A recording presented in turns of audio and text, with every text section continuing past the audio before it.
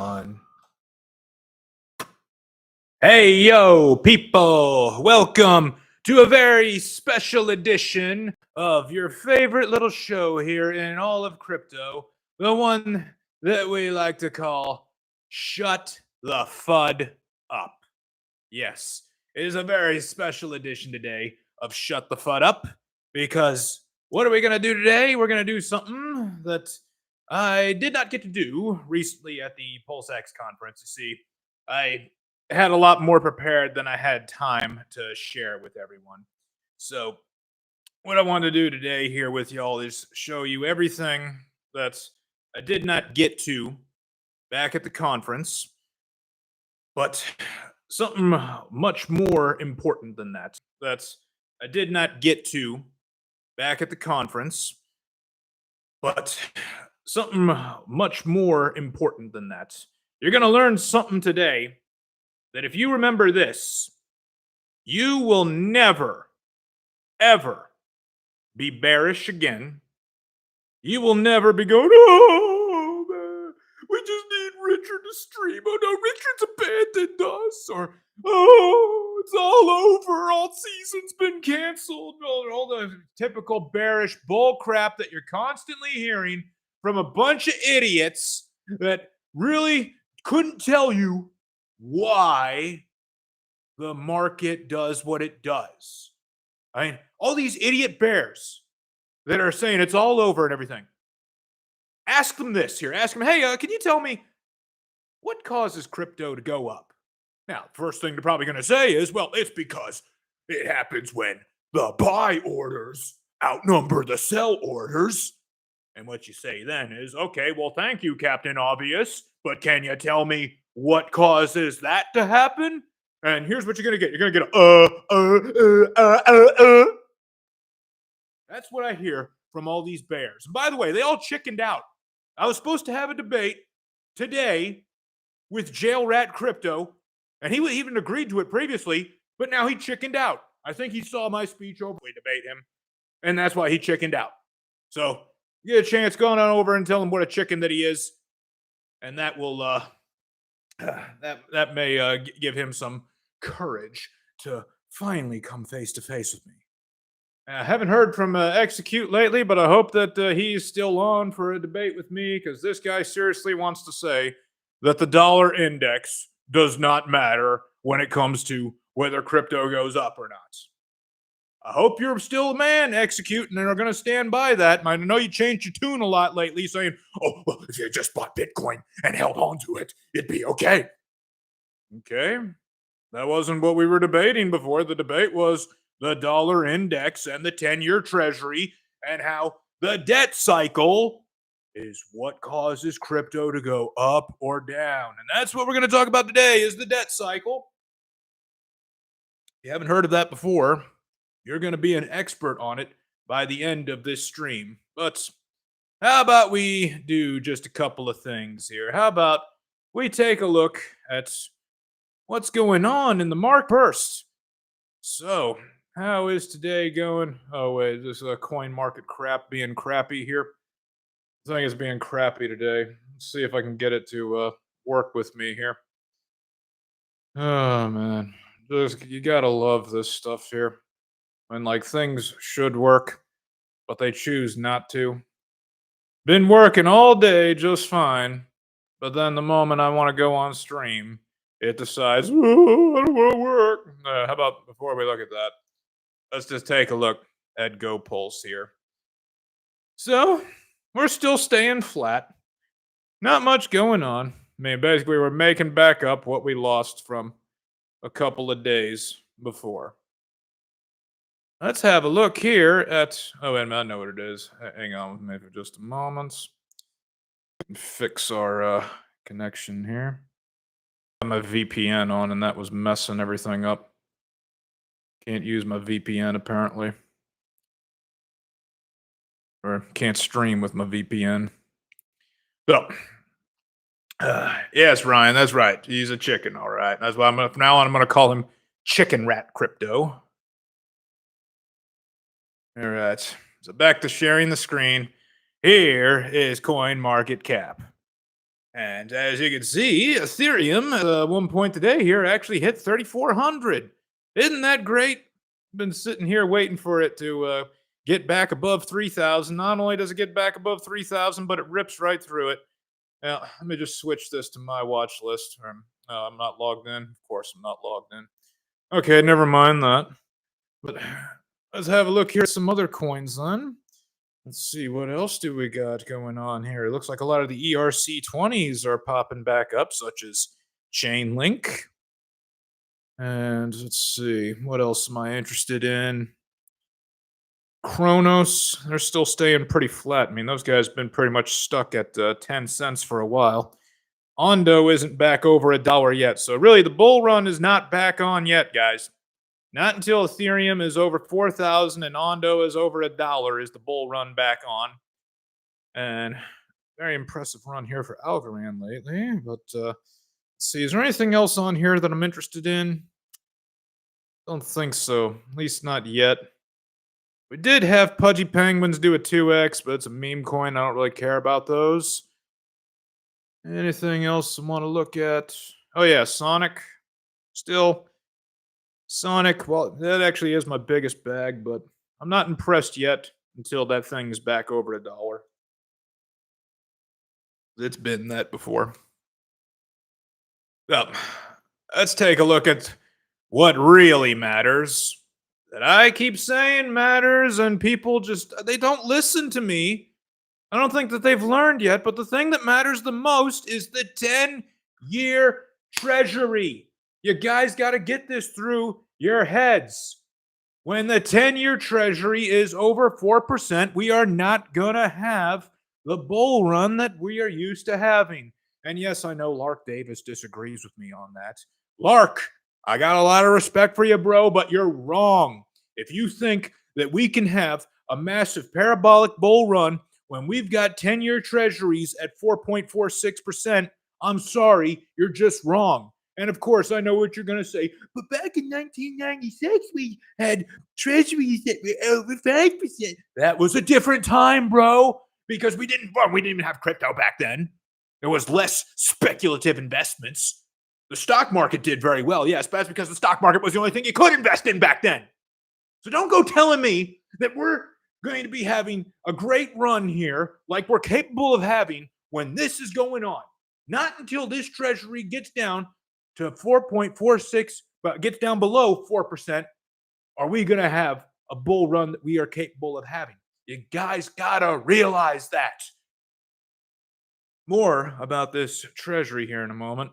Let's take a look here at one of the saddest websites ever in the financial press, CNBC.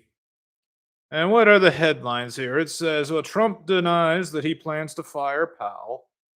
Meaning he's probably thinking that Powell might resign on his own, or perhaps Powell is going to play ball with him. There was the beige book came out today. See, like yesterday, everybody was going, inflation, which actually caused the 10-year treasury to go up. And like I keep saying, that caused crypto to go down. This is a perfect inverse negative correlation relationship until one of you bearish idiots out there, and you are idiots, until one of you idiots get on a stream with me and try to prove me wrong, I'm going to keep rubbing it in your damn faces because you dumb bears are incredibly wrong. You're incredibly illiterate, and you're all extremely stupid. Because what I'm going to share here today, not a goddamn one of you can dispute a single point of it. If you're a bear and you're watching me out there and you think you can dispute me on this, let's get on a stream. RH Max says he'll host it. We're happy to do it. I will be respectful to you. I talk a lot of trash here on my stream because it's my stream and I'm allowed to. But on RH Max's channel, I will be respectful to you. And we can have that debate. But until then, if all you guys are just going to be bearish all the damn time, and you're going to go, it's all over, but you're not going to defend your position on it, well, then you're just a coward. And you need to shut the FUD up. Now, what do I really want to talk about today? Do any of you guys know, any of you know who are watching, what causes crypto to go up? And also, what causes it to go up roughly every 4 years? I mean, it's not exactly 4 years. It is off by a few months at a time sometimes. But what is it that really causes this cycle? Everyone thinks, oh, it's just a 4 year cycle, 4 year cycle. Once it's the fourth year, it's going to pump because it's the fourth year, so it has to. A lot of people seriously think that it's the calendar that dictates what crypto does. They don't think, well, what is happening in correlation of that 4 year calendar that is causing these cycles? Good old Sami once did a video, it was a couple years back, but I remember it, where he said what causes crypto to go up is the stock market. Because he pointed out that when the stock market was reaching new all-time highs, crypto was reaching new all-time highs. Sami, no hate on you because you're not one of the douchebag bears out there. But let me present an alternative here. Is it possible that the stock market and crypto reaching new all-time highs at the same time is evidence of correlation, but not causation? And how about I present the case here for you of what is the causation behind both? That's what I want to present here. So, Sami, I'd love to hammer this out here with you if you want to. So let's talk about this here. What does cause crypto to go up every 4 years? What legitimately makes it go up besides the buy orders outnumbering the sell orders? Or specifically that, what causes that? We know that it's new money coming in. Where does that new money come from? Because what I showed last time, the United States is in a recession, so people don't have that new money in their pockets. We are 100% in a recession. You want to question me on that? You're going to be questioning the Federal Reserve. Because on the Federal Reserve blog, let me show you this here. It shows us GDP by the states. Look at what this tells us. 39 of the 50 states are in a recession. This means marketing is not going to help us. This means Richard Hart streaming is not going to do a damn thing for us. People don't have money to invest in crypto. You guys are thinking, oh, let's just spend some money on some postcards. You're wasting your money. Because when your postcards go out to where? Texas? Texas just had a pretty bad first quarter right here. Well, it's not down that bad. But we take a look at some of the rest of America here. They're having some pretty hard times, like New Mexico down 2%, Kansas 3%, Nebraska 6%. But the overall, the average rate here for the entire country is a contraction of 0.64%. People don't have money to go buy your coins and be your exit liquidity. That's what you need, is you need people to be exit liquidity for you. That's what we all want. We all try not to say that. I mean, some people use that as an insult or as a jab. Like, oh, you just want people to buy your coins so they can be your exit liquidity. That's what everybody wants, dummy. We're being honest about it, at least. Why aren't you? Oh, no, I don't do that. I don't pump my back. Oh, the hell you do. Max Kaiser looking at you. The hell you do. All right. So, what legitimately causes crypto to go up, causes that exit liquidity to come in? And better yet, related to this, how does Richard Hart call the top on the day? I mean, is there something predictable going on, like a pattern that he recognizes? And perhaps you could recognize it too? I mean, what one man can do, another man can do, right? I mean, he's not God. Or what do the institutions that keep on buying and have been buying ever since the beginning of this year, institutions like BlackRock, like Fidelity, like the Trump family, like Franklin Templeton. I mean, these people don't lose money. What do they know that you don't? What do they know that all of the idiot Jeets in our ecosystem that Jeet out and sell after every little 10% pump? What does BlackRock and Fidelity know that they don't? I mean, quite a bit, but what do they know that they don't? Well, I'll tell you the reasons for all of this. The answers to all these questions are the same reasons why the bears who say that it's all over are complete illiterate fools. Absolute illiterate fools.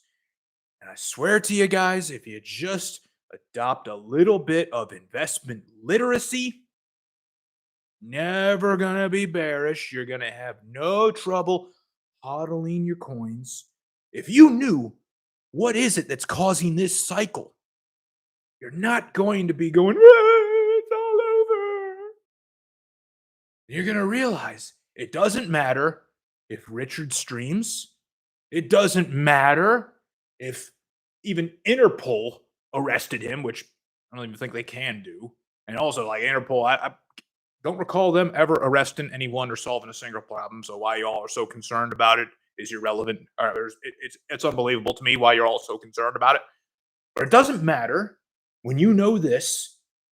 And I'll tell you what, like when it comes to your strategy and your planning for investing in crypto, if you know this, you would have absolutely nothing to worry about, no fear. You would be as, I don't know if I want to say like as confident or as bullish or as calm as maybe all the above. You'd be all the above as I am, because you don't see me whining and bitching on Twitter ever, or even whining and bitching on here. The only thing I ever bitch about is how all these bears are such cowards. Like they love to complain as loud as they can, but they don't want to actually defend their complaints against somebody who's actually investment literate. But here's what I want to say is that what causes crypto to go up is the same thing that causes every speculative asset to go up. And that is the debt cycle. I repeat, it is the debt cycle that causes it to go up. And the debt cycle has been around for thousands of years. I mean, back in the olden days, like Bible times, they would call it the Shemitah, where every 7 years debts were forgiven. So every 7 years we had a debt cycle. And then the United States adopted that cycle, adopted that problem when we went off of the gold standard and turned our dollar bills into debt. Now, that's probably more information than you're ever going to need to know about it. But we want to make sure you're super literate here on the debt cycle. And why is it every 4 years? I mean, I think it started becoming every 4 years once the national debt reached a certain amount. Because when we talk about the debt cycle, that's the debt that we're talking about is the national debt, because all other debts follow it.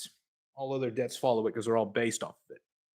So I got to say this here that's probably going to upset a lot of people, but it's true. You guys better realize sooner rather than later, this is true. There is no such thing as a 4-year crypto cycle. Let me repeat. There's no such thing as a 4-year crypto cycle, because there is only the debt cycle, and the debt cycle is not entirely bound by 4 years. Sometimes it follows that. It's not confined to it like it's carved out and chiseled in stone that it must occur within 4 years. The debt cycle is going to take as long as it wants to, and what's making it take so long right now is that the amount of debt that's being cycled through is a lot larger, and we have a Federal Reserve that is cock-blocking quantitative easing, which is another component to the debt cycle pushing investments up. So I know this is heresy, me here saying that there's no such thing as a 4-year cycle. So go ahead, get out your pitchforks and your torches and chase me like I'm Dr. Frankenstein here and you want to burn down the windmill laboratory that I'm working in. But I got to bring it up to you guys here. The calendar does not dictate whether crypto goes up.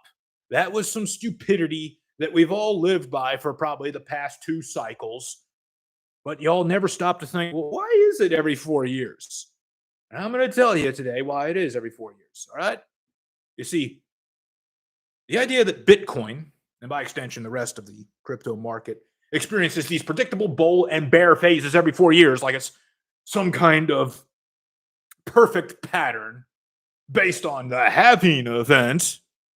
That's what we've all believed for so long, but the halving's got nothing to do with it, especially right now, because each halving that we have right now has less impact on the future supply of Bitcoin. And most of the coins in crypto don't have halvings. There are some that do, but most of them don't. So halving's got nothing to do with it, especially right now, because every halving that we have right now is less impactful because as you keep chopping something in half, each half is smaller and smaller. I think the next cycle, the one after this one, the next halving that we're going to have is probably going to be the last halving that has any sort of impact at all, because after that, you won't even have a whole Bitcoin for a block reward. It's going to be less than 1 Bitcoin for a block reward. So halving is irrelevant.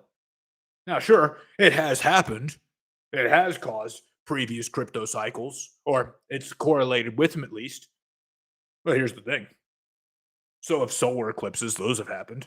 Decent Netflix originals, that's happened. And there's even been times where politicians have told the truth. But it doesn't mean that we build our investment strategy around them, does it? No, it doesn't. You see, what actually drives financial assets, especially crypto, is the debt cycle. And that's it. That's the real puppet master. Because what goes along with the debt cycle? What are the things that are used to measure where we are in it? Things like interest rates, such as the 10-year treasury that I keep pointing out and all of you idiots want to ignore and pretend doesn't matter. Or how about liquidity, the money supply, like the dollar index that Mr. Execute says doesn't matter? But hey, did you notice like 2 days ago when the dollar index went up and crypto went down? Why would that happen if it doesn't matter? What else matters? Bond yields, central bank policy, global M2, fiscal vomiting, quantitative easing, all that boring stuff, the stuff that nobody wants to talk about because it doesn't fit neatly on a meme or get posted by laser-eyed influencers yelling, "It's too early." Oh. The debt cycle is what governs everything having to do with financial assets. All right. Ryan, you asked me, is there a website to see the debt cycle? Yes, there is. Let's see. First, going to that Fidelity website that I go to that shows the Treasury yields, because the Treasury yield tells you where it is. But I think that for like the information that I think you want, you're going to need a Bloomberg terminal, because you're going to need to see the amount of Treasury debt that is rolling over year to year or is maturing year to year. If you don't have, most of us don't have a Bloomberg terminal. So, what you can do instead, though, like what I know you can do is you can call up Fidelity, especially if you're a customer, or you don't even have to be a customer with them. You can call up Fidelity and ask them to look something up on the Bloomberg terminal. They can do it for you, and you just tell them, "Hey, can you go to?" See, I think the command is DDM. I think it is, but you want to speak to the fixed income department. They know how to look it up. Or no, it's DDIS for debt distribution. And you say you want to see a debt distribution for the United States Treasury, because that will show you how much debt matures for the United States Treasury, because that will show you how much debt matures in the next couple of years. And you want to see how much matures this year, because that is what's related to the debt cycle that we're going to be talking about here. All right. So let's talk about cycles here for a moment, because there's some imbecile out there, crypto savvy, that doesn't believe cycles exist. I mean, we live in a world where history constantly repeats itself, like a malfunctioning playlist on Spotify. Yet every time it does, we all act like it's the first time that it's ever happened. That's the magic of cycles. Even though they're boring and predictable, apparently remembering that is harder than doing long division in a car crash. And just when everyone thinks that they've learned their lesson, guess what? They don't. See, every few years, without fail, we do this little dance, the dance of tards, where people who are just so wide-eyed and freshly lobotomized start insisting, this time it's different. Spoiler, it is never different. Never. I remember back in 1996, the Wall Street Journal actually had it wasn't a headline, but I remember seeing this in the Wall Street Journal back in 1996 that the big bad business cycle has been tamed. That's right. This time it's different now because, we got the business cycle tamed and we don't have to worry about it no more. We're never going to have a recession again. I think that was Alan Greenspan that was the Fed chair at the time there. He actually said, yeah, man, we ain't got to worry about recessions no more. But just a few years later, everything went down into the doo-doo. 1998, 2002, 2008. You remember what happened in those years? Because how does it get this way? How do people forget something that has always happened? How do people start thinking, this time it's different, when it has never, ever been different? And I'll tell you exactly why. It's that they have this mentality, adopt this mentality where it's like, we think this will go on forever because we're enjoying it too much to think critically about it. Or like we're experiencing right now or earlier this year, the recency bias of people saying, we think this will go on forever, crypto being down, because we're panicking about it too much to think critically. That's what's running through the mind of idiots like Jail Rat Crypto, idiots like Brandon BB Me, and any other bear out there. That's what's running through their heads is recency bias. They're just going, it's been going on for so long that it must continue to keep going. They never think for a second of mean reversion. They seriously think that now is going to be the first time in the history of everything that has ever existed that mean reversion does not occur. Delusional optimism or delusional stupidity dressed up in a tailored Bloomberg suit. That's what happens when they use the phrase, this time it's different. That phrase there should send shivers down your spine, not because it's true, but because it's never true. Who the hell's calling me? Screw you, bro. Sorry about that. So, where were we? So this time is different. Or, you've probably been hearing that a lot lately. Yeah, it's not going to be the same this time. And why is that? Well, it's because this current cycle isn't behaving like the last one. It's behaving like a previous one, but it's not behaving like the last one. You see, last time we had two tops. We had one top in May, and then we had another one come in November. And there's a very good explanation for that with the debt cycle playing out the way that it did. There's a very good explanation for 2021's run. And if you look at it with a critical eye and common sense, you'll see. But still, all these people are just like, this time it's different, just because it's not like the last time. If anything, this cycle that we're in right now, what is it most like? It's most like the 2017 cycle. That's what it's most like. 2021, what was going on? The pandemic. We had an enormous drop. We got all of our pain out of the way very early, even before the halving in 2020. March 2020. Markets all across, every single investment went down 30% in 3 days. First the stock market, then the bond market. Nowhere was safe. All of the pain, all of the malinvestment out early. And that's what caused that top that we had early on in the year 2021 in May. That's what caused that top. And then in November, what caused that top to happen was the debt cycle playing out on its normal schedule. That's all it was.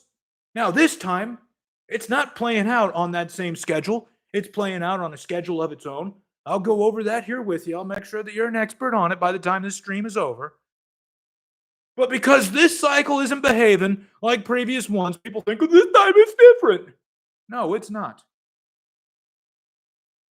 You see, the amount of debt that is being cycled through right now, and I'm going to show you just how much, it's larger. It's twice as large as it was last time, even more than twice as large. So let me say this again, and let me say it slower for the people that still believe in PDI. It's not the calendar date that matters, because crypto doesn't decide to start going up just because of where we are in the calendar. You know who the last people were that thought that the calendar predicts something important? The Mayans. They were the last ones to think that. And last I looked, the world was still here after the year 2012.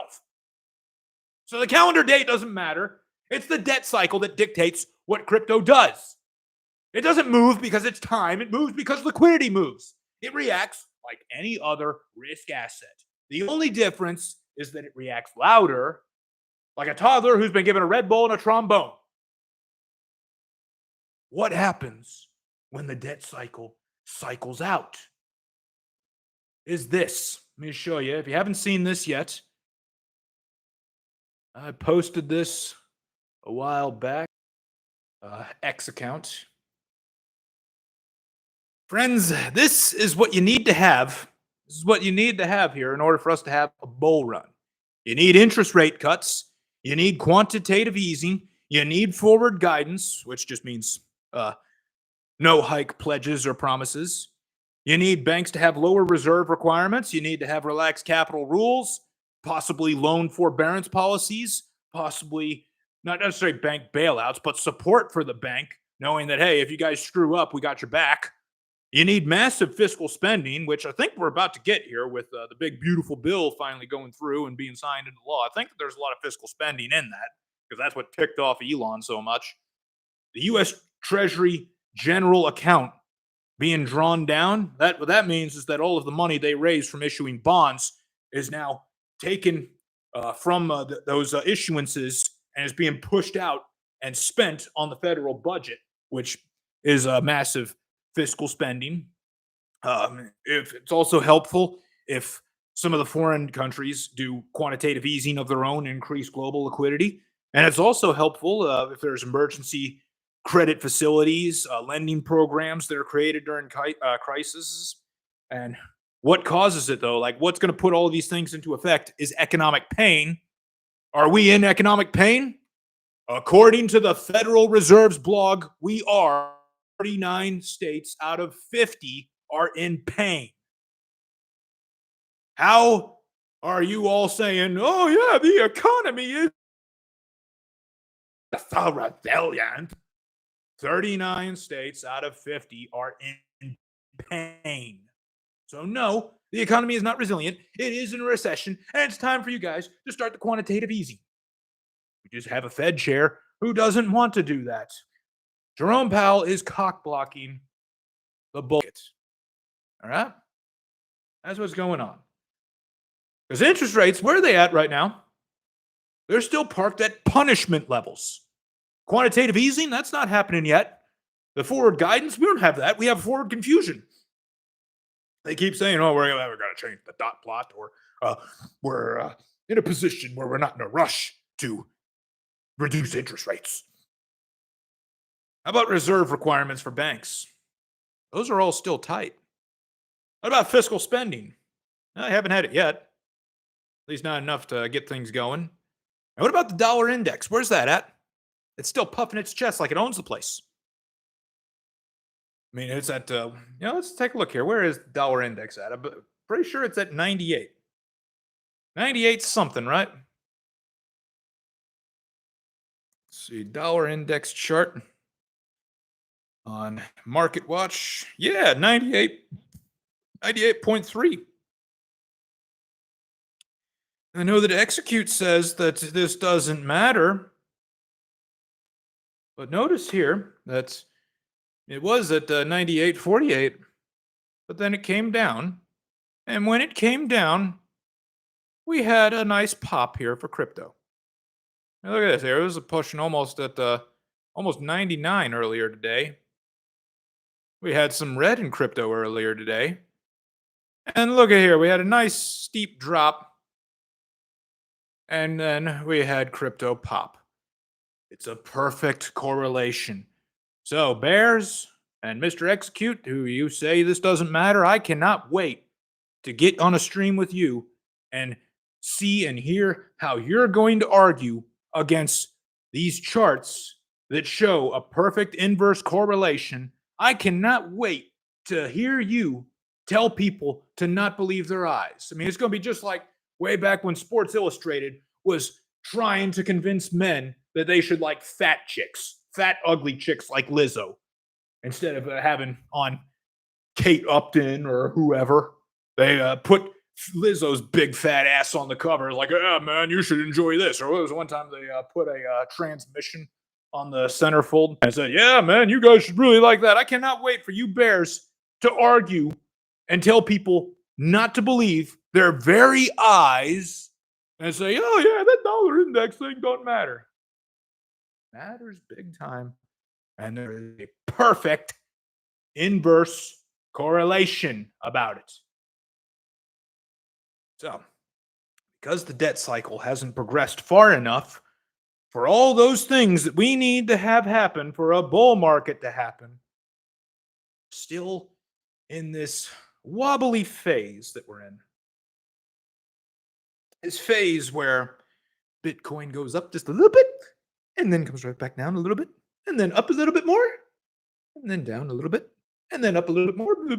Instead of having this straight parabolic blow off top or a complete hockey stick chart. And the same with Ethereum. We haven't had a hockey stick chart on Ethereum yet. Is because of this here. It's because the cycle's not gone through yet. But that's the key word, is yet.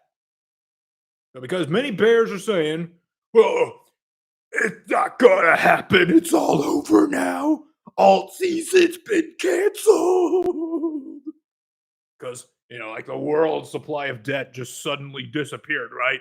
I mean, governments, the most in debt entities ever, the only entities that are trillions of dollars in debt, they did what? Did they magically pay it off? Right? No, did they?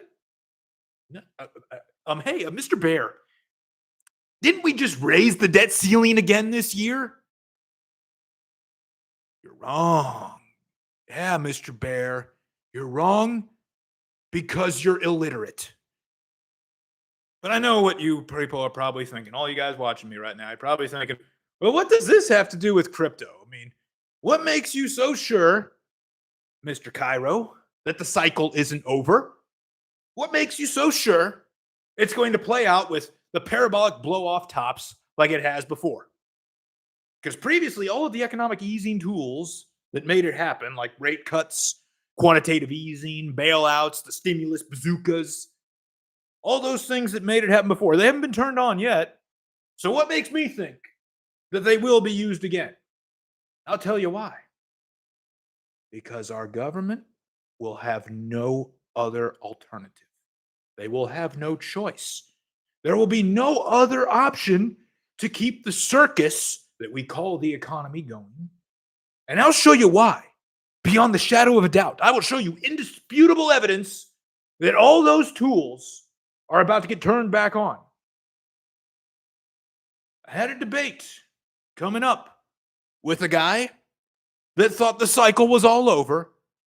After my speech at the Polsec conference, I think that's what caused him to chicken out of the debate. Because the case I'm making here, the case that you're about to see, is that rock solid. It's that ironclad. And when that happens, when liquidity returns, when risk on mode gets reactivated, crypto will surge. If you think Bitcoin, even Bitcoin, has done a fraction of what it's capable of, then your expectations are lower than the testosterone levels in Destiny. Stephen Bennell, or the levels in what's that new kid's name? I forget. Forget. Like he's like this little scrawny pipsqueak. Totally forget his name here. Dean Withers. Yeah, yeah. Your expectations are lower than Dean Withers' testosterone. So it is going to happen, guys, at some point, because these levers are going to have to get pulled. And when crypto surges, that's why it's going to surge. It's not going to surge because it's the fourth year. Some of this might not even happen until 2026. I mean, if Jerome Powell stays in his place and he keeps cock blocking the market, then none of this stuff is going to get turned on. But when his term ends in 2026 and he gets replaced with, say, Scott Bessent, who's going to turn on quantitative easing, that may be when the bull run actually begins. Let me say that again. There is no 4-year cycle. In fact, it might be turning into a 5-year cycle this time. We might not get the cycles to get going. We might not actually have the bear market or the bear market officially end and the bull market officially start until 2026. You got to be prepared. You got to keep making your asymmetric purchases for those reasons, because we're not getting liquidity yet. And that liquidity is what we need. It's what fuels risk. And crypto, as you know, is risk on steroids wearing a clown wig. So this is my first message to you. Stop squinting at the charts. Forget all about technical analysis. Technical analysis is bullcrap. If you believe in technical analysis, you may as well believe in astrology, because that's what it is. It's astrology for stupid people that they call technical analysts. I mean, it's the bro science of investments. So I got zero respect for people that run their entire channel on technical analysis. Looking at you, Frankie Candles. Oh, by the way, you know what you are? You're a thief. Joshua Jake, same with you. You're a thief. And you're very stupid, too. Joshua Jake, man, you're like the Dean Withers of crypto. I would love nothing more than to get on a stream face-to-face with you on a debate and expose you for the illiterate imbecile that you are. Getting a little ahead of myself here. But you see, this is what really upsets me here, is how all of these people that you guys choose to listen to are supposedly so smart, but not a damn one of them can tell you why crypto goes up every 4 years. Not a damn one of them knows how it correlates to the debt cycle. I mean, have you heard Rand Nooner talk about this? Have you heard Ivan on Tech talk about this? And Ivan is a particularly stupid individual. Yeah, you are, Ivan. If you're watching me, you are a very stupid man, because some reason you think that a gate-kept asset is going to do well when liquidity is turned off, and you're constantly posting going, hexagon, with your stupid accent that almost sounds, it makes you sound like you got Down syndrome. It makes you sound like a tard. Hexacons, why is your coin down? That's the way you laugh too. Tossicans, why is your coin down? I mean, other coins aren't down. But yeah, actually, every other coin is down. And every other coin's down bad. Even Filecoin, that has everything in the world going for it, is down 99%. Ugh, getting worked up here again. I calm down. So what I'm trying to say is you guys need to watch what actually matters. And technical analysis is not one of those things that matters. In fact, if you're watching any streamer that is going over technical analysis, you may as well stop watching, and you may as well block the channel and tell YouTube not to recommend it anymore, because what technical analysis is that's what idiots default to doing their streams about, because they don't know jack shit about anything else and can't tell you anything else. So they resort to astrology and bro science for crypto.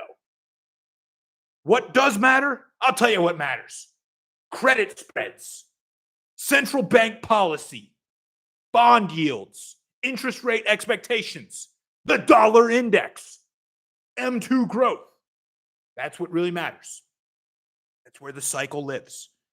So the next bull run's not going to arrive because a number on a calendar says it's time. It arrives when liquidity arrives. That is all that matters. Ryan, I see your question there. Does it make a huge difference having a Republican president? Oh, what I'm going to show you here is that it don't matter who's in charge. It don't matter. Not with the debt that the government's got. It's too big. I used to regularly watch BitBoy. And he would always say he'd get all his information from this one gentleman named Mr. X, who turned out was like a hedge fund manager or something. And like the questions that we would ask, like, well, does this matter? Does that matter? Does this matter? And Mr. X would always say, it doesn't matter. That was his most common answer to everything. Doesn't matter. This is why it doesn't matter, because the debt that is involved in this cycle is too large for any of that crap to matter. That's what I want to talk about and share with you next year. Because you probably got two questions. Your first question might be, well, if the 4 years of the 4-year cycle doesn't matter, why has it always played out in 4-year increments in the past? And then the second question you probably have is, if the 4-year part of the 4-year cycle isn't a safe bet, how do we know that the cycle playing out at all is a safe bet? The good news for you is that I can answer both those questions for you at the exact same time. Because here's the first part of it. Roughly every 4 years, fiat currencies take a dump. What causes them to take a dump? It's got to do with the amount of debt that governments are issuing, the lack of fiscal discipline from governments, and the central bankers doing what they have to do to protect that government from collapsing. You see, central bankers, they are going to be the ones suffering for the sins of our government. They're going to be the ones suffering for the gains that us early crypto investors are going to make. You see, they face a dilemma that is deliciously awful. Either they defend the purchasing power of their domestic monopoly money, they don't let it melt faster than ice at the equator, or they let their governments keep borrowing like a cokehead with a Chase Sapphire card. But here's the rub. They can't do both. And let's not pretend that they'll choose restraint, because governments don't go bankrupt the way normal people do.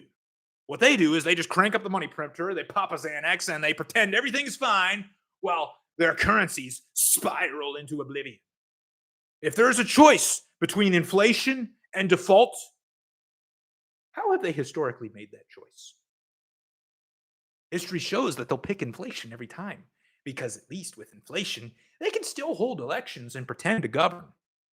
Now, let's do a quick refresher on why this ends with your money being worth slightly less than a sneeze. Let's pretend that the markets want a 4% return. Kind of like they do right now, because, yay, that treasury is over 4%, right? Yeah. And you know what? That's fair enough here, because we're taking a risk with those treasuries being where they're at.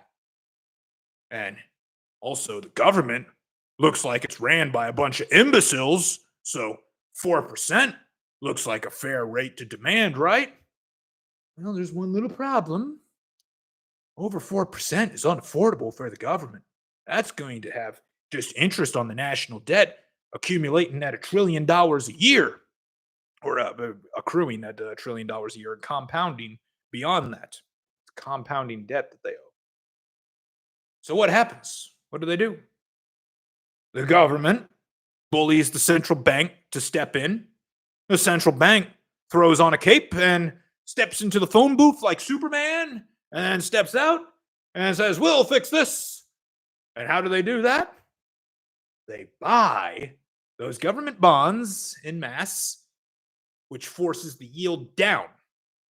They buy enough of these, trillions of dollars worth of them, they can push that yield down to 3%.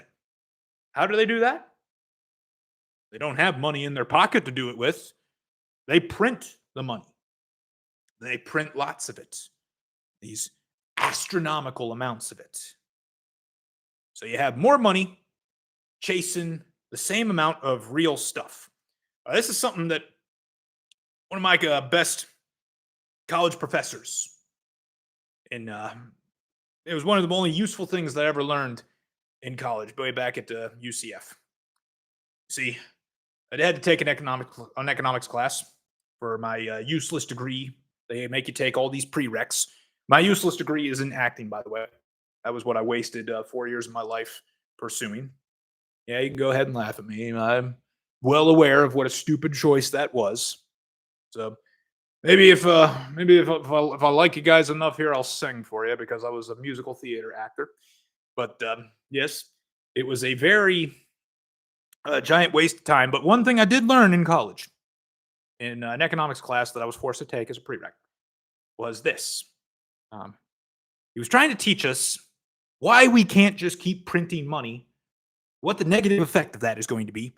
And he was trying to teach us how to choose the right thing to study and pursue as a career.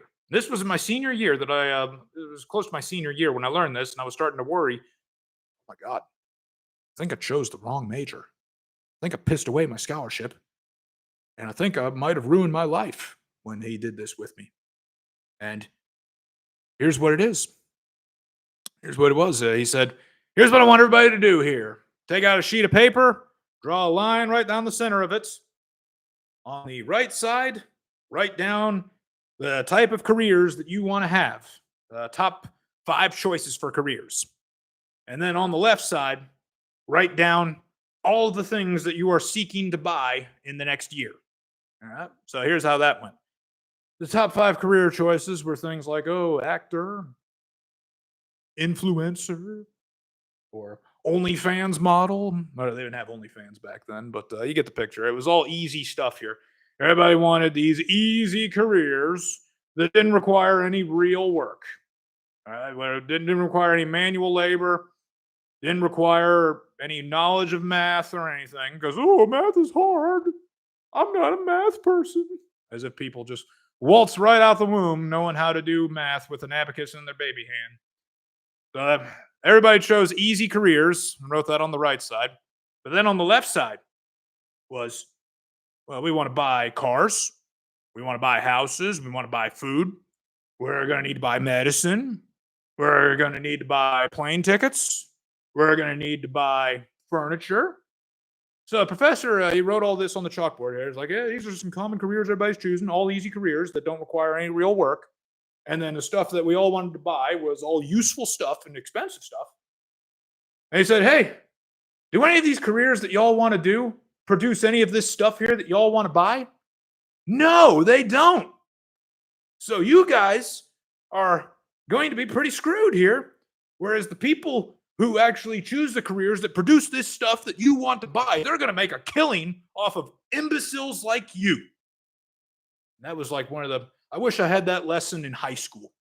Because if I had that lesson in high school, I would have chosen the right career. I wouldn't have pissed away my scholarship, 100% fully paid scholarship on a dumb degree.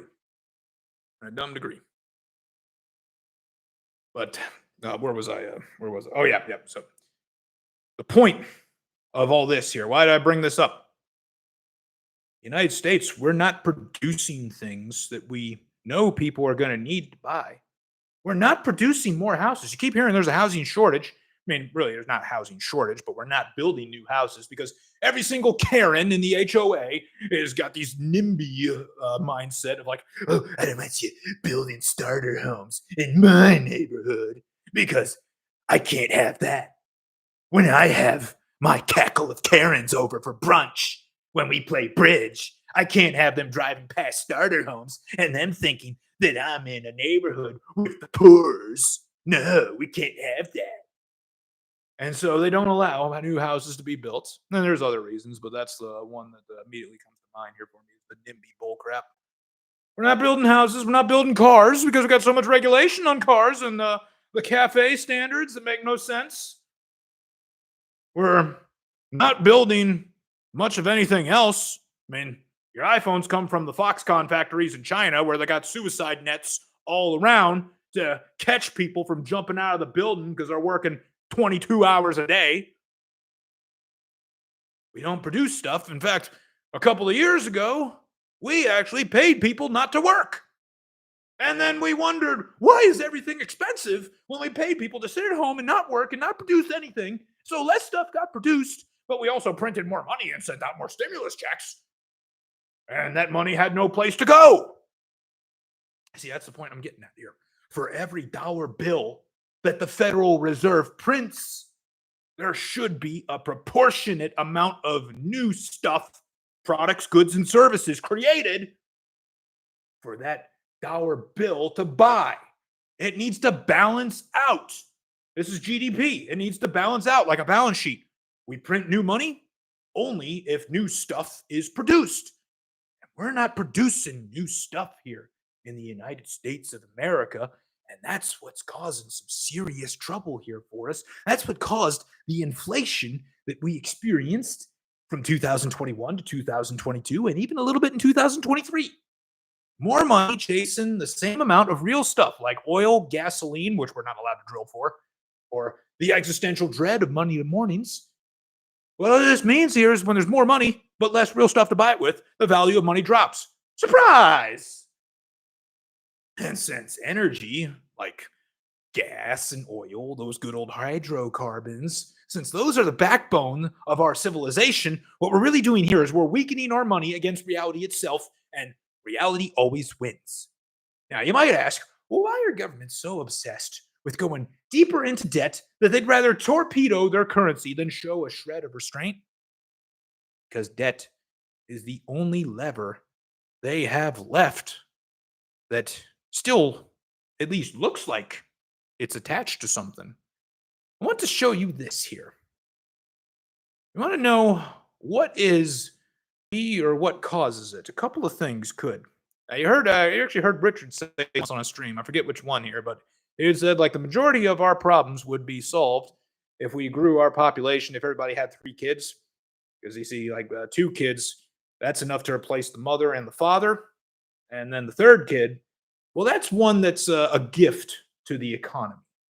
All right, so you have 1 kid to replace the father, 1 kid to replace the mother, and then 1 kid for the economy. Population growth could do that. If we really wanted to save our country, all we got to do is just have everybody have 3 kids, or every married couple have 3 kids. But that's not going to happen. But another thing we could do is we could become more productive. We could produce more stuff, but that's not going to happen because we paid people not to work in this country. Or we could get a lot of foreign investment. But again, that's not going to happen because as hard as we got it here in the United States, the rest of the world has it much, much worse.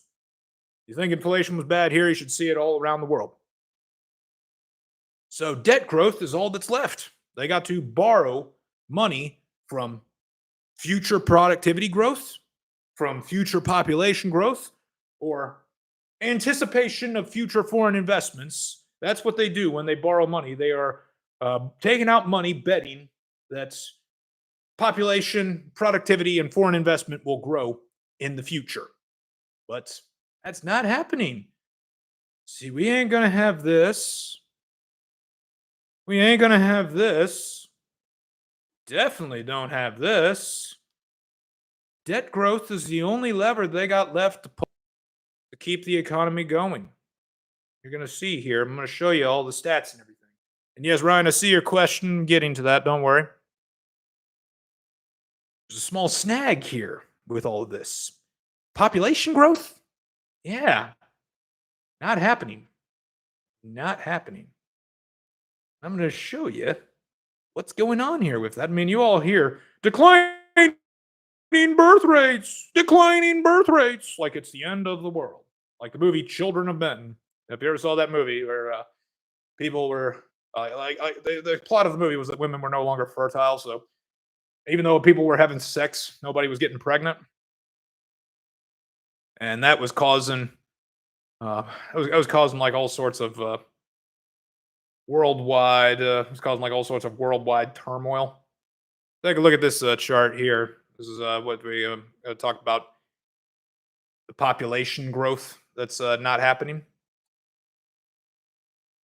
Yep, we're in trouble here, all right.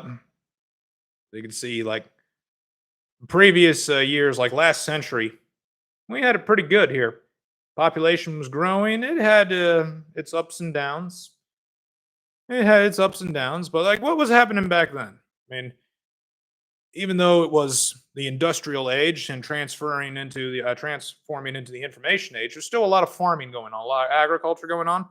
You needed kids back then to work the farm to have your household survive. It was an economic decision to have kids. But now what we have is reproductive freedom, meaning birth control. And now we have the little status symbol or a little status called being a dink, where lots of couples are dual income, no kids, or dinks. And to them, it's more important to show off on social media just how good they got it for the fact that they don't have kids, which I'm guilty of too here. I mean, what I do is I got like these people that tell me I got friends that had kids. Got friends that had kids, and they can't do nothing with me. They can't ever hang out with me. He goes, "Oh, we would love to, but kids got soccer practice." And then they're always showing me pictures of their kids, and are always saying, "Oh yeah, my kids are amazing." Everybody thinks their kids are amazing. I mean, this is incredible. Like everybody had amazing kids. I mean, I would like for just one person to say, "Oh, I had kids, but oh god, my kid's an asshole." I would love for somebody to just say that just once because I don't know how it's possible for all these people to have these amazing kids here. And so they're constantly showing me the pictures. Look at what this thing my amazing kid did. Look at this amazing thing that he scribbled with finger paints. Yeah, look at this, look at that, look at this. And if I wanted to be a jerk, I would just say, hey, look at this here. You see this? Hey, this is my perfectly clean white carpet. Not a stain on it anywhere. Yeah. Oh, look at this. This is a picture of me sleeping in on the weekend. Yeah. It's a great life I got. So, getting off track here. But you see, all of that is more appealing than raising three kids in a collapsing apartment the size of a shoebox. So you can thank contraception, career ambition, and the decline of the agrarian children as unpaid labor business model. Because you see, now we don't need more hands on the farm. What we need is fewer people complaining on Microsoft Teams. You know what other level we can't pull? What other lever we can't pull anymore? Foreign investment. Check this chart out. What this shows is the net international investment surplus and deficits for all the different countries. And it looks like everybody's investing in Japan. Now, why is that? That's because in Japan, the interest rates are very low already. That's where the carry trade comes from. So people borrow from Japan to invest in, say, the Japanese stock market because you know that the return that you're going to get on the Japanese, the Tokyo Stock Exchange, is going to be more than what you have to pay back to the bank. But look over here on the other end of the spectrum.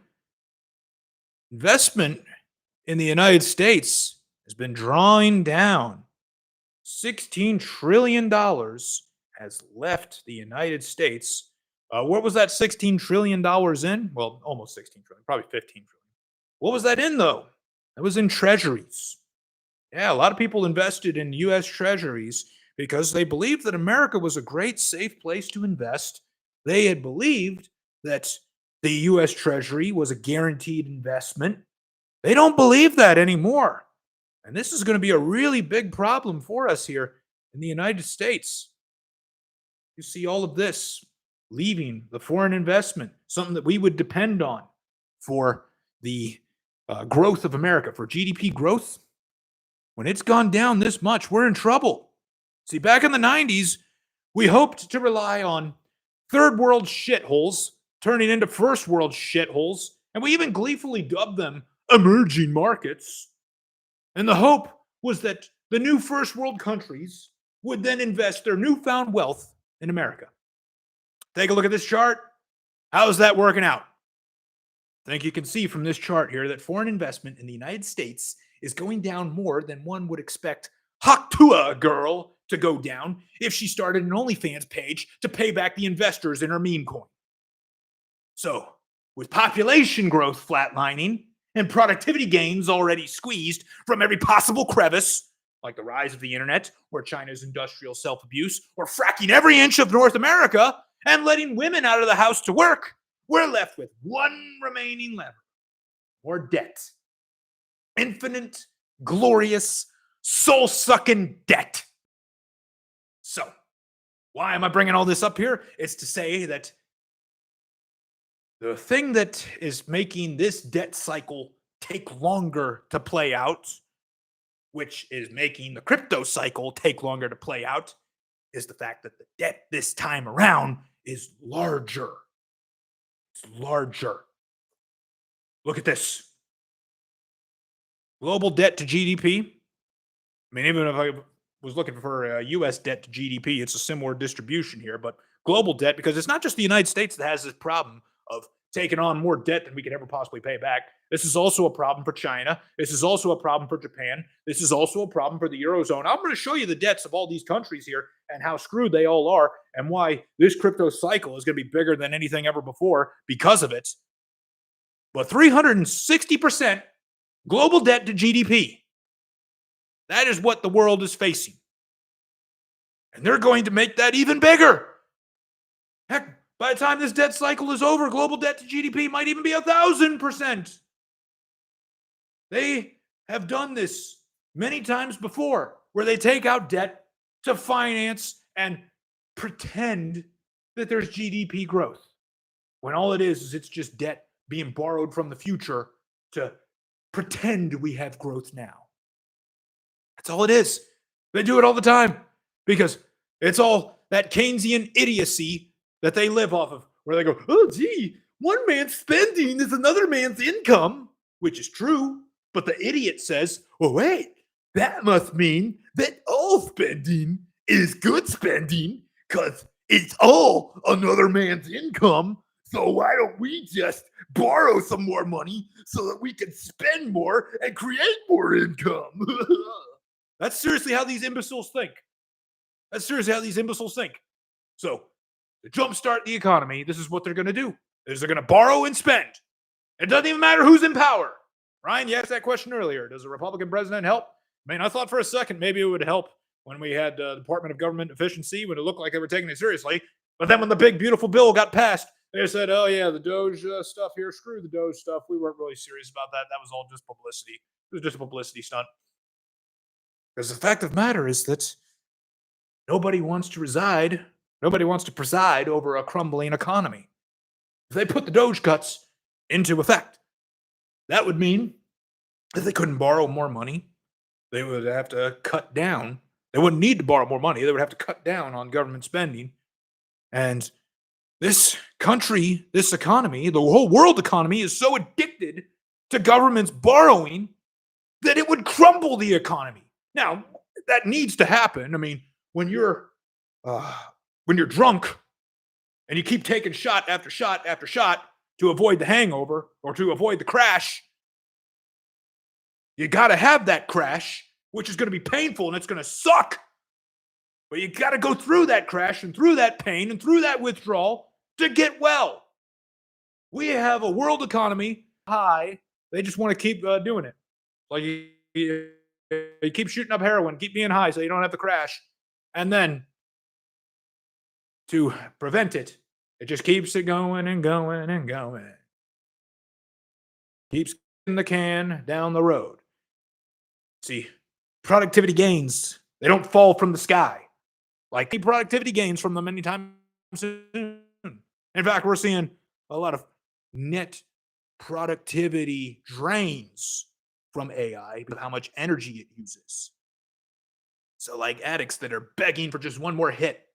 Our economy is an addict begging for more GDP, funded by debt, and politicians keep borrowing and promising the growth. They built a whole religion out of this, the gospel of growth, and the entire global economy is built on the belief that everything must go up forever, like mold or the runtime of Marvel movies. It's the same delusion that powers the discount cash flow model, which is a tool that's just so beloved by financial analysts that they forget it's based on the laughably wrong assumption that companies grow forever, because they don't. Just ask Kodak or Blockbuster or WeWork.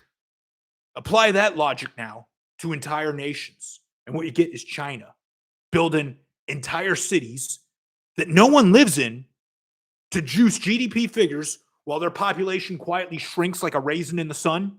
You've seen the ghost cities in China?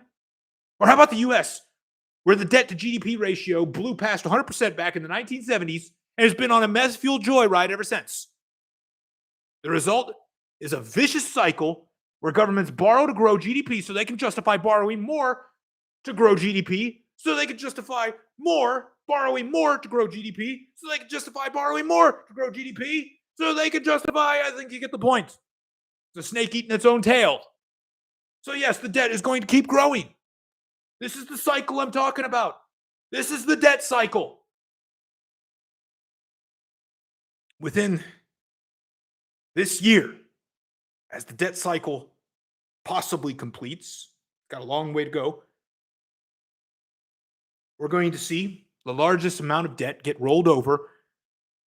But then shortly after, we're going to see the largest coordinated money printing operation in human history. Because that money printing is what makes these investments go up. It's what makes crypto go up. It's not that we're getting more valuable, it's that the dollar's getting weaker. The money printing that is coming from this cycle is going to be bigger than COVID. I'm going to show you the numbers. It's going to be bigger than 2008. It's going to be bigger than the invention of the spreadsheet, because it's not just the United States. It's the United States, China, Europe, and Japan. Everybody's in the same sinking lifeboat. And the economies are so tightly interwoven that if one starts printing, the others are going to have to join in. Otherwise, they're going to be at risk of seeing their exports collapse and their currencies spike into unaffordable absurdity. US has got a really big problem. A really big problem. If I've said it once, I've said it 1,000 times. If you haven't gotten it through your head yet, you better. The 10-year treasury.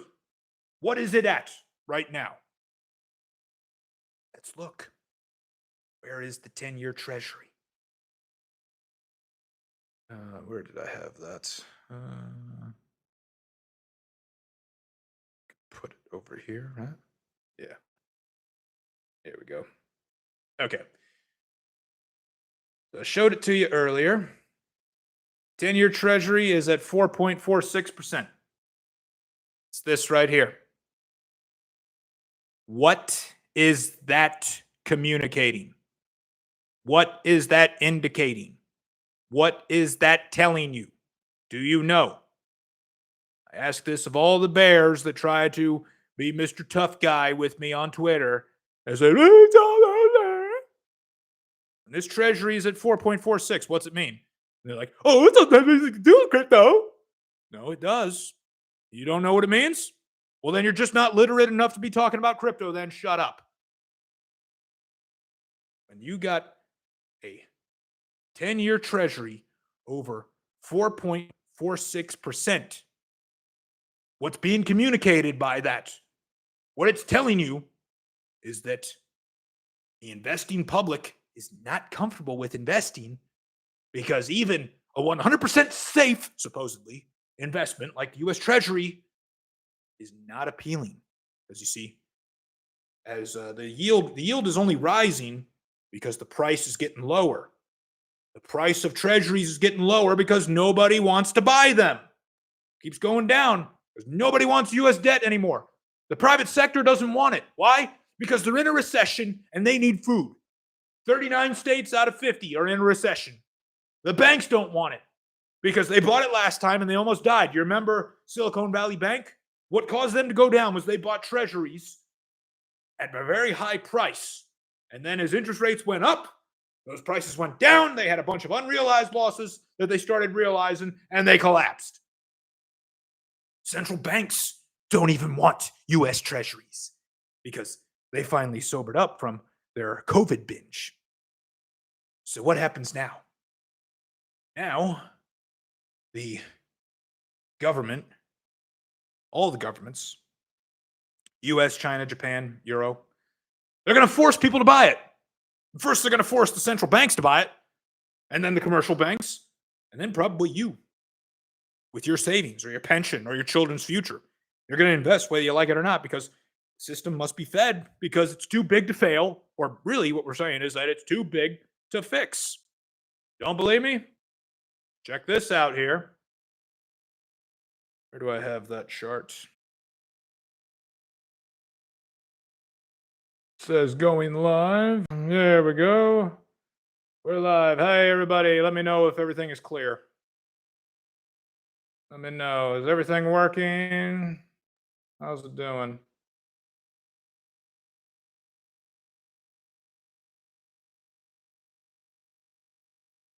Brissology, Ryan, am I still frozen? How's it going?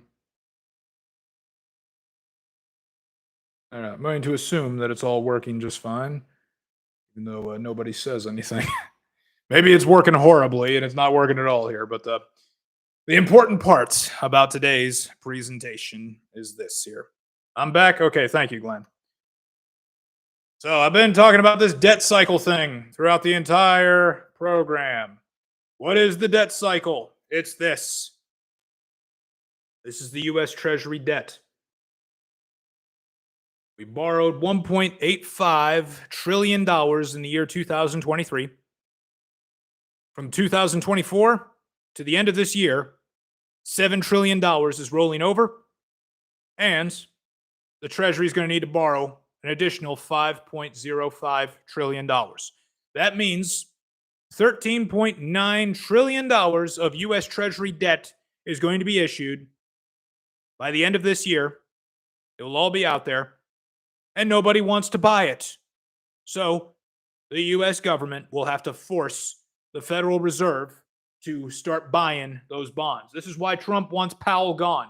This is why he keeps bullying Powell. This is why he keeps talking trash about him, because Powell is not playing along. There's a power struggle between the two of them until Powell either stops cockblocking the debt cycle or until he leaves in 2026. All of this debt that's being issued is just going to cause that 10-year treasury to go higher. The U.S. is not the only country that has this problem. Take a look at China. Similar amount here, $13.3 trillion worth of debt is going to be issued by China by the end of this year. That's including maturing debt that has to be rolled over and new debt that they're going to have to reissue or they're going to have to issue for the first time. So you got 13 trillion from the United States and 13 trillion from China. How about Japan? 2.4 trillion is either going to be rolled over or newly issued from Japan cumulatively this year. And I know what everybody's saying. That's not very big. It is for a small country like Japan. And even though they're a small country, they are a critical economy to the world economy. Then take a look at this here. This is the Eurozone. 3.98 trillion, almost $4 trillion, is going to be issued or rolled over by the end of this year. In total, $33.5 trillion. $33.5 trillion is being rolled over or newly issued in debt from the four major economies of the world. Nobody's buying that debt. Central banks then will have to be forced to buy it in order to keep the world from collapsing. Because if nobody buys this debt, then the world collapses. The entire world collapses. We go into the apocalypse.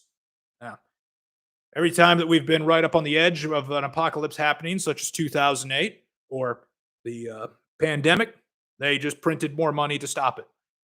More money will have to be printed to buy all this debt. That means $33.5 trillion is about to be printed and added to the world's circulating supply of money. What effect do you think that has on the world? What effect do you think that has on financial assets, particularly crypto? $33.5 trillion is being added to the world supply of money. I mean, let's talk about China here for a moment. I mean, you're probably thinking, well, these are just projections, right? No. What I showed you is not projections. That's destiny. The U.S. Congressional Budget Office supplied those numbers. Japan's Ministry of Finance, the EU's deficit averages, and Bloomberg's nerd function for debt maturity profiles, they all agree on the same thing. Everybody is broke and pretending otherwise. But let's not forget about China here, because they're the magician's assistant in this global illusion. You see, their central government, they don't like getting their hands dirty.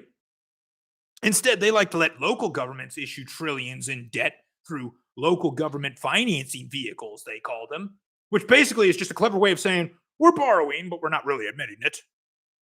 So you can think of it as like your drunk uncle giving your 8-year-old cousin his credit card and telling him to just go buy what you need. these debt figures I showed you, are they guaranteed? Sort of. Not officially, but also, yeah, totes my goats. Because if those debts default, if the financial system in China goes kaboom, and Beijing isn't ready to explain to a billion people why all their money vanished, the world goes into the apocalypse. No kidding. Absolute apocalypse. Think of the movie Children of Men. It'll be just like that. So to recap, what am I saying is happening here? Let's look at the figures here again. Everyone's going to be issuing an amazing amount of debt, $33.5 trillion. Let's put that into perspective. What did they issue in new debt? What was the amount of new money printed last cycle, 2021, in response to the pandemic? $14.5 trillion.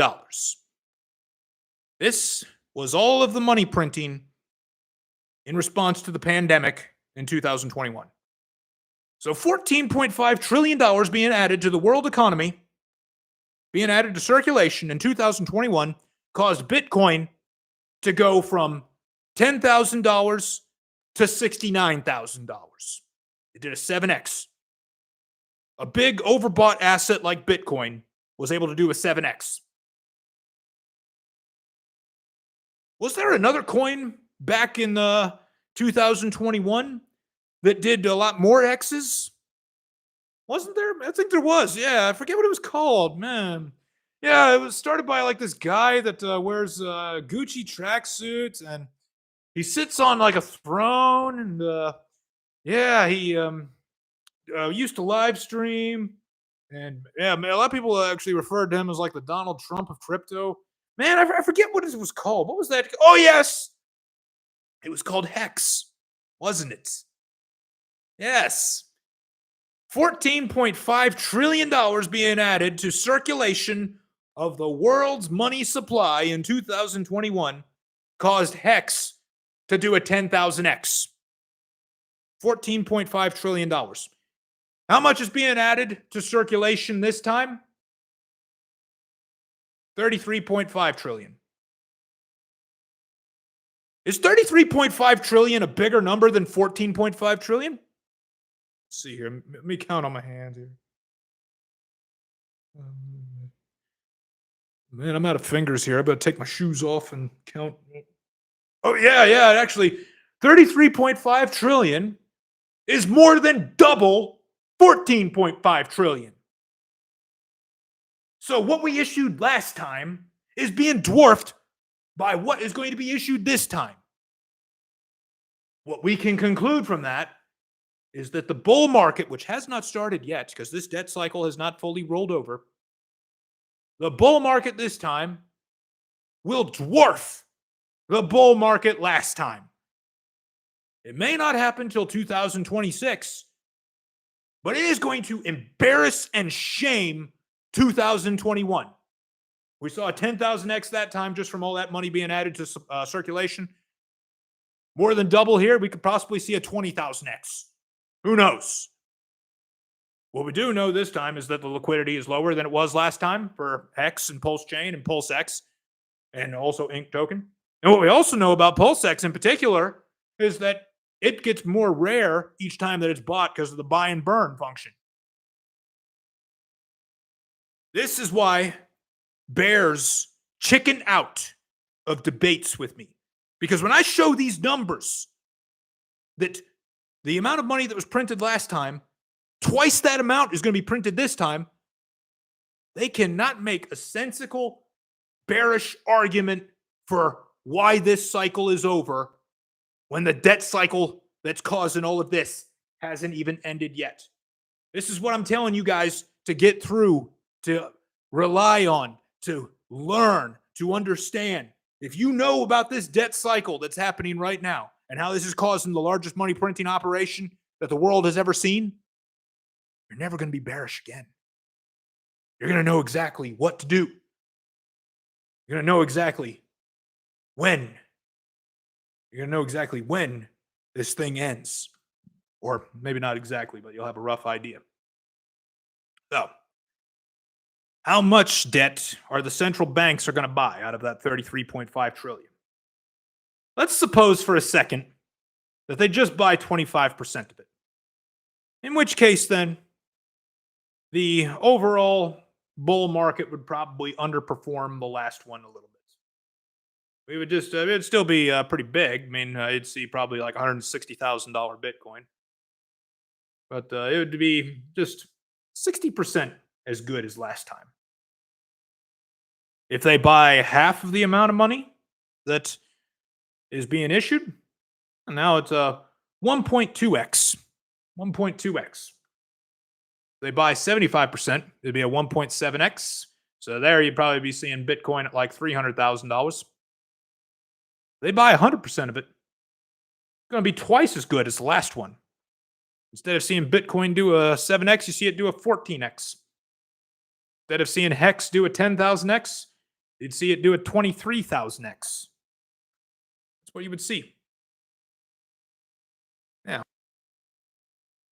What do I think is going to happen? I'll tell you what I think. I'm going to show you this here again.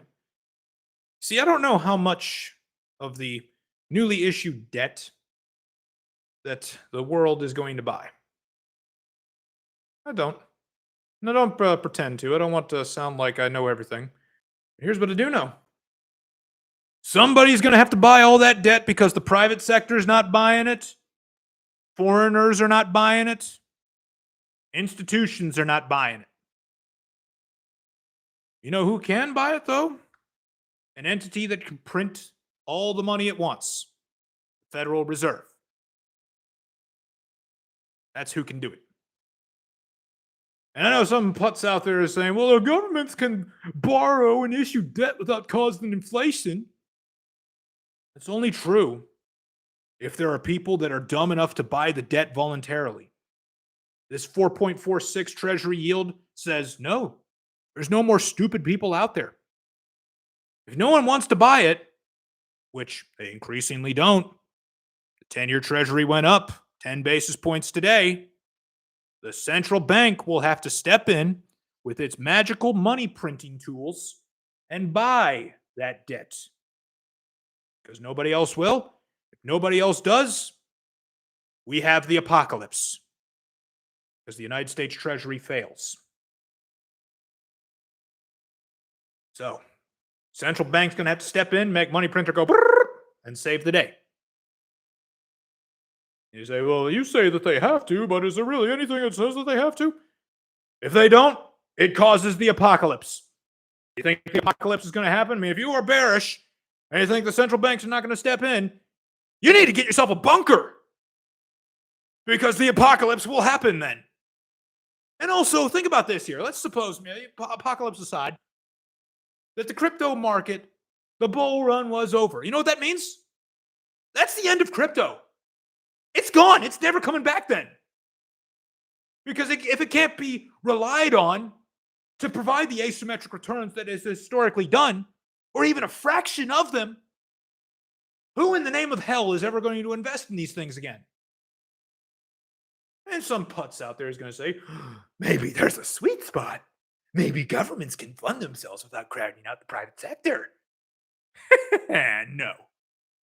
See, that fantasy died somewhere between transitory inflation and soft landing because global debt to GDP is now 360%.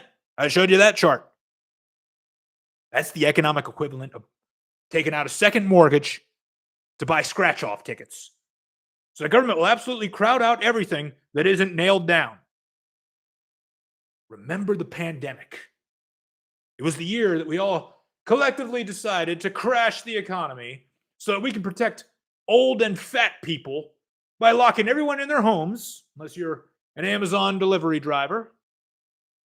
And the government handed out money like Oprah handed out cars with stimulus checks and PPP loans and recovery packages. It was all funded by government debt. Who bought the debt back then? The central banks with their monopoly money. What's coming between now and the end of this year dwarfs that. You see, the COVID era was just the rehearsal. The 10,000x was just the test run. This is the real show. And central banks are likely going to have at least, they're going to have to buy at least 50% of all the debt issued. At the very least, they'll have to buy at least 50%. Probably going to have to buy a lot more than that, but I think at least 50%.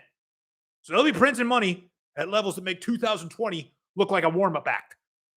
If you're not already stacking up on crypto because you don't think it's going to go up, you better be stacking up on canned goods and ammo because you must believe the apocalypse is coming. Because here's the deal. This treasury at 4.46, what that's telling you is that the private sector doesn't want to play anymore. The investment community, they don't want to play anymore. Their portfolios are riddled with so many paper losses, it looks like a confetti explosion in a funeral home. They're out.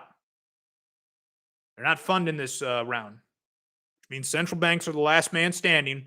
And guess what happens when you flood the economy with money to buy your own bonds while productivity stagnates, while demographics collapse, while birth rates go down, and while geopolitics melts down into Cold War fan fiction?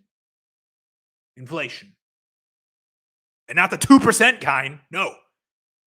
The kind that's more like, what do you mean gas costs $20 a gallon kind?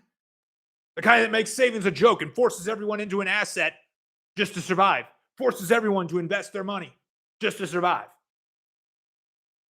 So here we are, standing at the edge of the global bond bubble the size of Jupiter, built entirely on IOUs, denial, and the vague hope that maybe this time reality won't notice. It always wins in the end. Always. So bring it back to crypto. Because you're probably wondering, what happens when all that printed money sloshes through the pipes of the global financial system again? When the Fed, the European Central Bank, the People's Bank of China, and the Bank of Japan all scream YOLO and hit the liquidity button simultaneously? The answer is simple. Everything goes up. Stocks, real estate, but crypto goes up more because it's tiny still. It's only a $3.6 trillion total market cap compared to the $100 trillion in stocks. It's basically going to be like a hand grenade in a hurricane. When capital floods the system, looking for yield, looking for momentum, looking for anything that isn't a piss shit bond, it's going to rush to the riskiest, most reflexive corners of the market. Stocks, tech, and crypto. Seen it happen before. That's where all the new money comes from that causes there to be more buy orders than sell orders. This is what causes the crypto market to have the blow off tops that it has.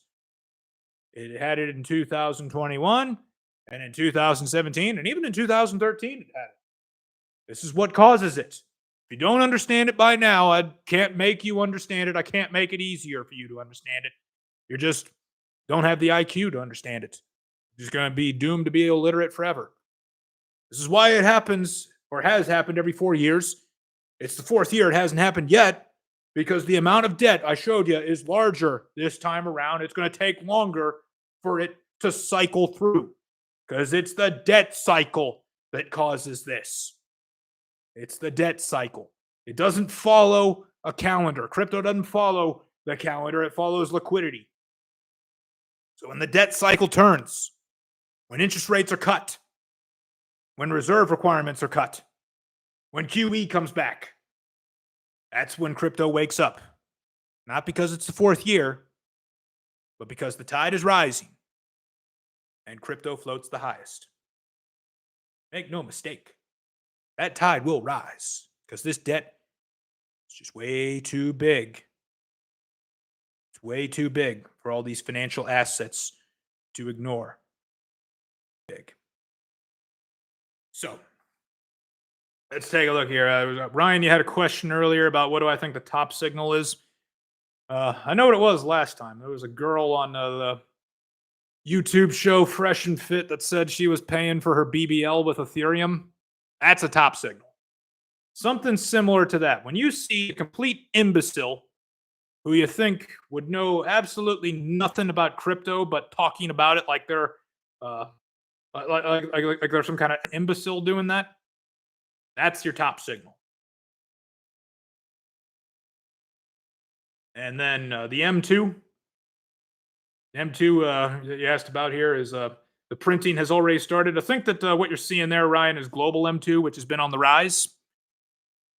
When it comes to United States M2, well, let's look that up here. It should be on Fred, the Federal Reserve website. Let's see, Federal Reserve, Fred,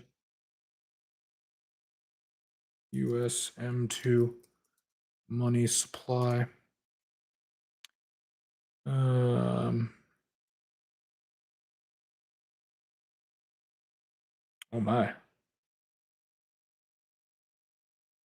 Yeah, let's show this here so everybody sees. So yeah, this looks like it is rising here. Let's take a look. I mean, this looks like a nice straight up line here and everything, but hold it. We want to, let's see, can I shrink this? Just want to look at the past 5 years. It's like, we take a look at 2020. Actually, I want to look back a little further here. See, look at here. February 2020, when the pandemic was becoming a threat to be taken seriously, according to the government. This is almost a straight line. This is almost straight up. That's when the money printing really blew right up. Went from what 15, like where it's kind of stopped its straight up trajectory was almost 18, and then like the real peak of it was 21.7. We haven't really even started the global M2 printing here yet. I mean, it looks like there was a lull right here. This was when the interest rate policy finally set in and had the effect that they wanted to have when they raised interest rates. You see, now we're really just kind of back to where we were. 21,942. Well, the peak last time was 21,749. So we're only slightly more. We're only slightly higher than where we were before. And you don't see a straight up line yet, like you do here from February to May. I mean, that was like technically the 2020 recession. You don't see that yet. You will see it though when the debt cycle is completely cycled out and nobody's buying the bonds and like those treasuries. I mean, they could go higher. They could go to 5%, to 6%, to 7%. If it gets to 7%, they're going to have to step in and buy all of that damn debt. They are not going to let those treasuries go to 7% because then the national debt of the United States is going to start accruing at and compounding at like $2 trillion a year in interest on the national debt. And they can't allow that to happen, or else, when that happens, you're looking at you're looking at your rent going from $2,000 a month to $10,000 a month in a place like, say, Alabama. We're talking about like rent on a trailer at a trailer park, just renting the lot. That's what would happen if those interest rates at 7%. So M2 is rising, particularly global M2, but the money printing that I'm talking about, no, that hasn't started yet because there's still a lot more debt to roll over, about another $2-3 trillion that's got to be rolled over this year. That is treasuries that mature and are going to be refinanced by them issuing new treasuries to pay off the old ones. Once they've rolled over all of that debt, which typically happens October, November, or December, that is when that money printing is going to begin. And that's where things could go parabolic. I think that it could happen then. If not, like if Jerome Powell's going to keep blocking the market, then it won't happen until he gets replaced. So I've been of the mind that nothing happens until September. We do expect an interest rate cut by then. Or let's check that. Is there an interest rate cut coming in September? Let's see. Let's go to Fed Watch. CME. What do they say? No. Oh, wait a minute. This is the July meeting, right? Yeah, July 30th. Okay. What about September? September, they're kind of wishy-washy on it. Might not happen anything to September. So previously, I was of the mind that, hey, nothing might happen until September. It's possible nothing happens until 2026 when Powell gets replaced if he doesn't resign first. Because if he resigns, they put Scott Bessent in. He's going to start cutting. And he's going to start QE and the printing and everything. But, yep, we might not even get our interest rate cut in September. So the message here, guys, is don't panic. Bull market's not over because it hasn't even started.